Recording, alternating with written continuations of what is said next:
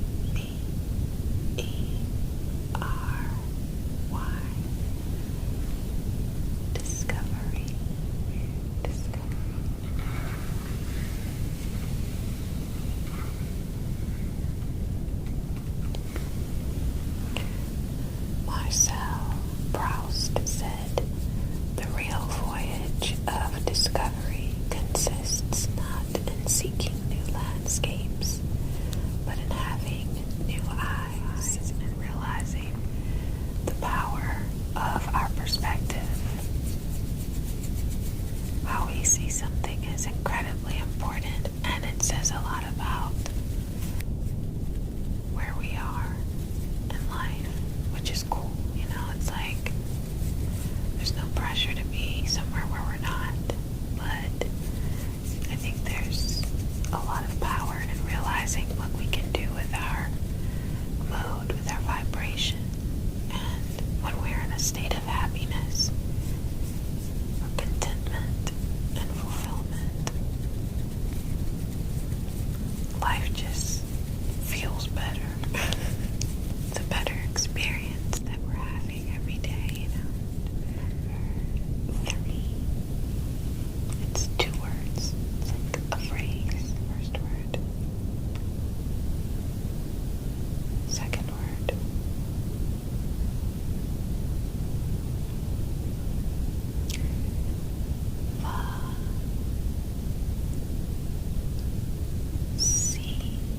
P.E.A.C.E. Okay, yes, the sea, which is like my element. That's my element. I love the sea. I love the water.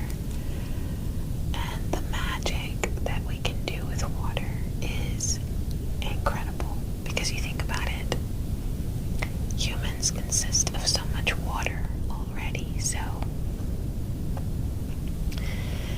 that lets us know that we have access to so much power with our emotions, with our connection to spirit, with our communication with spirits. And even if you aren't into mediumship, or if that's not something that interests you, by strengthening the energy of your water element, you are just really helping yourself to have a lot of balance in your life, and a lot of success as well, because you're intuitive. And the way I'm defining success here, though, is just happiness, fulfillment, you know. But yeah, when you're tuned in to your higher self, life is just better. So yeah, anyway, the sea, that's the word.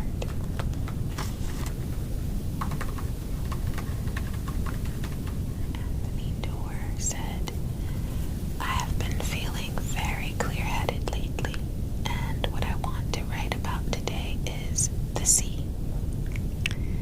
It contains so many colors: silver at dawn, green at noon,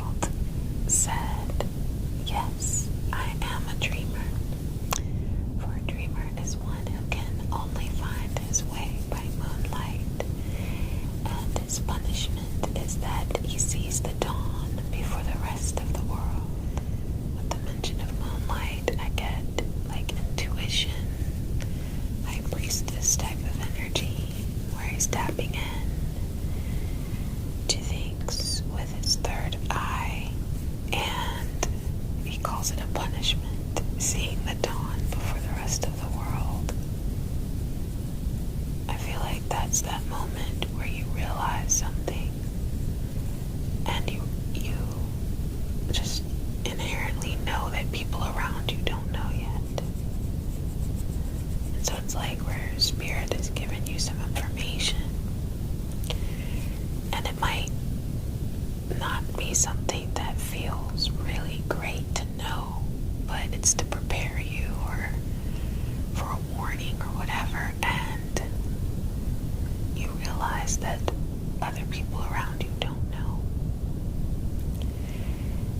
And it can feel very lonely. Yeah. So I see why he called it a punishment. Like, to have this understanding because of his intuition and his connection with dark energy and the nighttime as a dreamer and connecting with the moon. It's like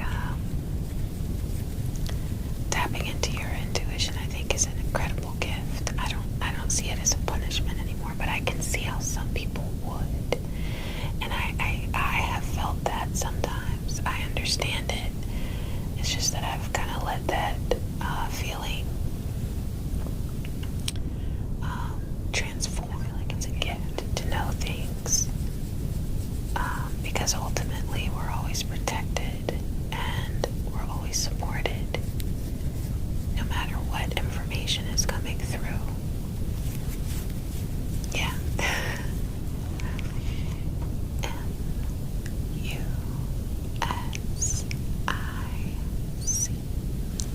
Music. George Eliot said, "Life seems to go on without effort when I am filled with music." I feel that. I feel that with every fiber of my being. Like you feel so bad. When you feel so down, it's like one of the best things you can do is either go outside. Well, breathe, number one. Go outside and get fresh air. And listen to good music. Listen to music that makes you feel good. And it doesn't have to be super spiritual, because all music is spiritual. I mean, they're different frequencies it's tapping into, but it's all tapping into some frequency. And it might not be like something really super like mystical. It could just be something that makes you really want to shake your ass, but that's okay, because if it makes you happy, if it boosts your vibe, then that's all we need. You know, it doesn't have to be meditative.